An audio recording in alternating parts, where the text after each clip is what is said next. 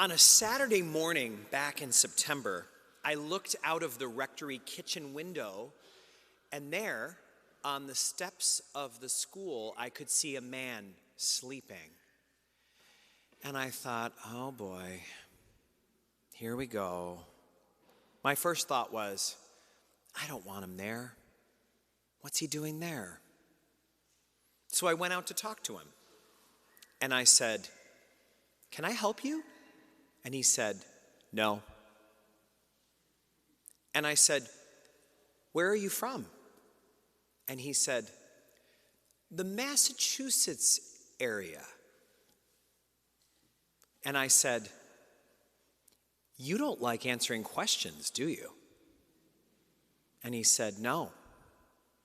And then he said, sorry, but people suck.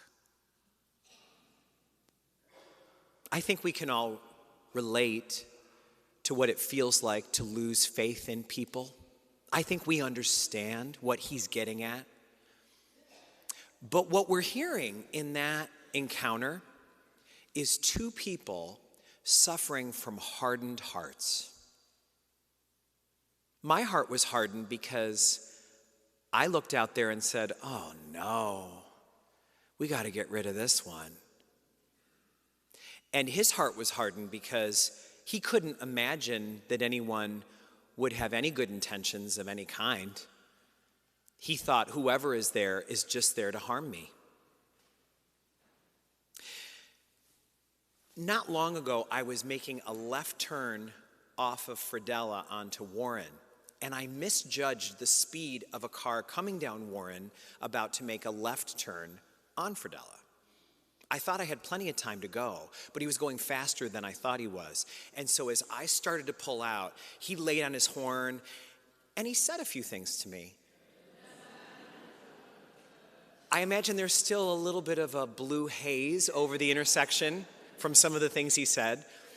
And all I said was, I'm sorry, I made a mistake. I judged it wrong, sorry. And as he drove by, I saw all the bumper stickers on his bumper. And they were filled with all of the same kind of negative messages that are the sign of a hardened heart. This is what Jesus is talking about in the gospel today. He's saying you will always have a temptation to have a hardened heart. And the longer you live, the more evidence you will have that people cannot be trusted.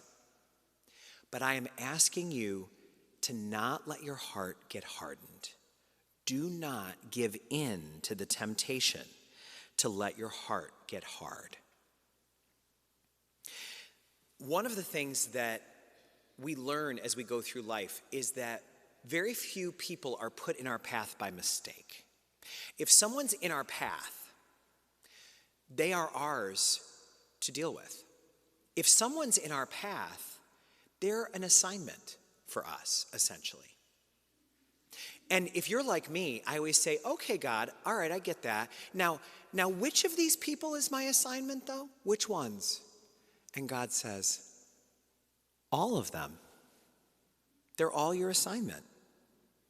Your assignment is to love me with all your mind and heart and soul and strength, and to love the people that are in your path.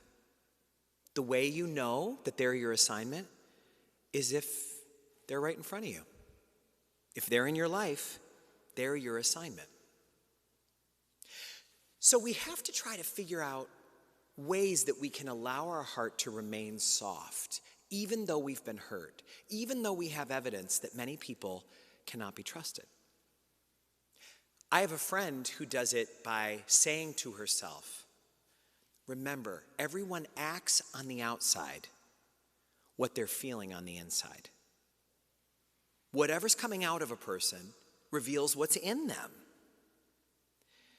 So when we realize that everybody is working with what they have, it can help us to remember that every single person, you and me included, all of us are fighting a battle that others know nothing about.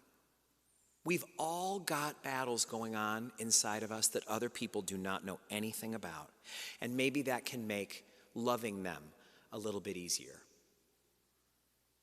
I went to a workshop a year ago on something called trauma-informed care.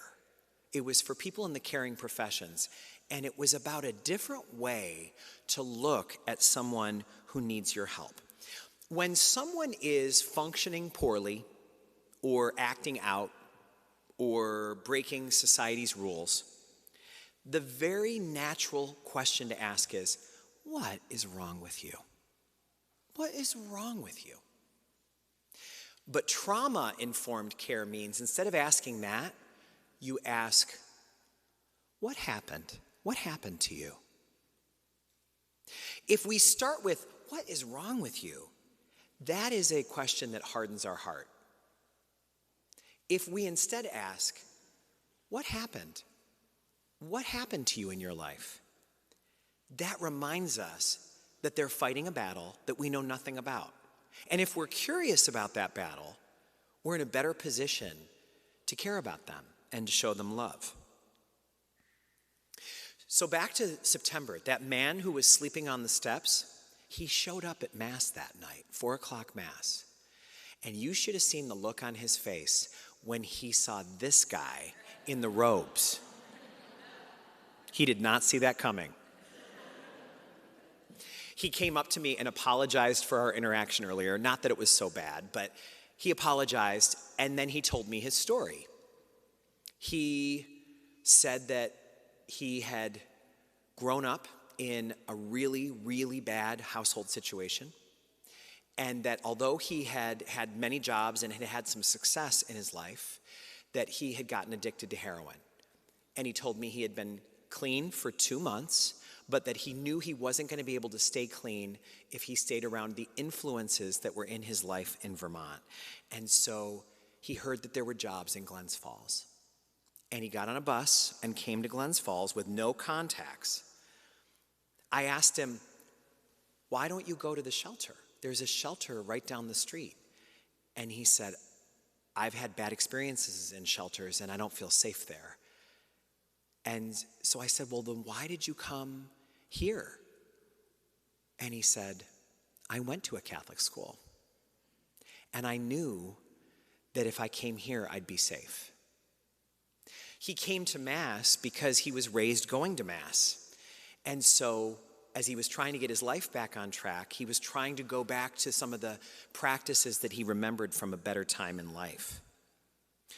So we let him sleep out here on the portico on the side. We told him that the church is open during the day so he could be in here as long as he wanted to just keep a nice, quiet demeanor so everybody could pray. And we told him he could use the bathroom when the church was open. And we did a load of his laundry. And then he said, can I ask, I want to go be with my sister. She will take me in, but I don't want to be a burden to her. So I'm trying to save enough for first, last, and security. Can I sleep in your shed so that I don't have any rent costs? And he wound up getting 2 jobs so he could save money as fast as possible. 2 jobs in a fast food place. And so many of you accidentally ran into him when the word hadn't reached you yet that he was sleeping in our shed. It's kind of hard to get the word about that out. You don't want to send a flock note to everybody.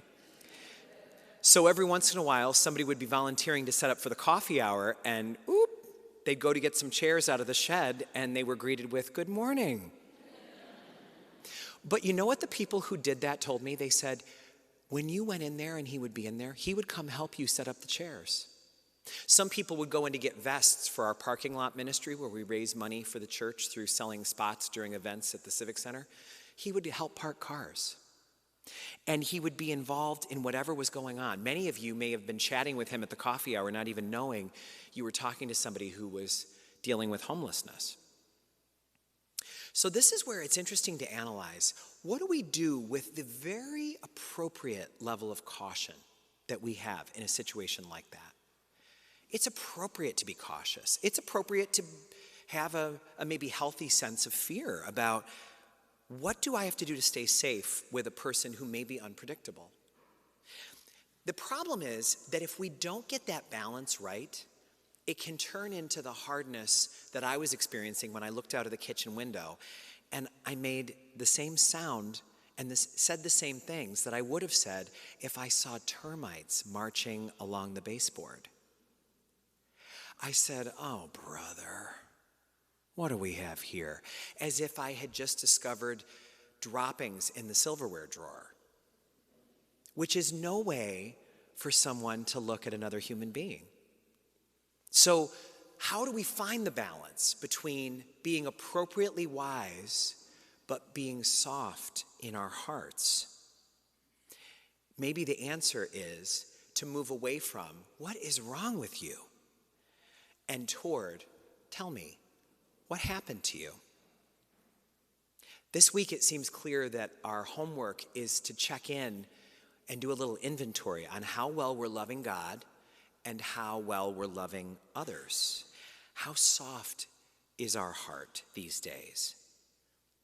Are we aware of the need that we have to help people for our own spiritual health? That's one of the topics that we're running into now in the section we're in on the book, Rediscover Jesus. For those of you who don't know, this is the book we've been reading together as a parish the past few weeks. And we're in the section now that's talking about how we have to serve others in order to be spiritually healthy. It's a requirement of spiritual health to widen the circle of our family, to help people that aren't related to us. So just as our income is not all for us, we're required to take part of it and give it away to charities and to the church. The same thing is true with our energy. We can't save 100% of our energy for ourselves and our hobbies. We have to take some of our time and energy and give it to people who are suffering. Because if we don't do that, we'll get spiritually sick. That's a requirement of good spiritual health. Interestingly, that friend that we have who's been in the shed met one of our parishioners one night during the car parking ministry. In talking to him, she figured out some of his story, and it so happens that she manages a local chain restaurant in town. She did some research and found out that that chain has a location near where his sister lives out of state. So she hired him, knowing that that would allow him to get a transfer so he could have a job waiting for him when he got to his sister's. And so we put him on a bus just last week. And the same man who didn't even feel comfortable talking to us the first day came in, gave the staff hugs, and asked us to bless his rosary so he could pray on the bus trip. If there's someone in front of us, we are invited to know that they are an assignment given to us by God. Because love does not ask, "What is wrong with you?" Love asks, "What has happened to you? Tell me."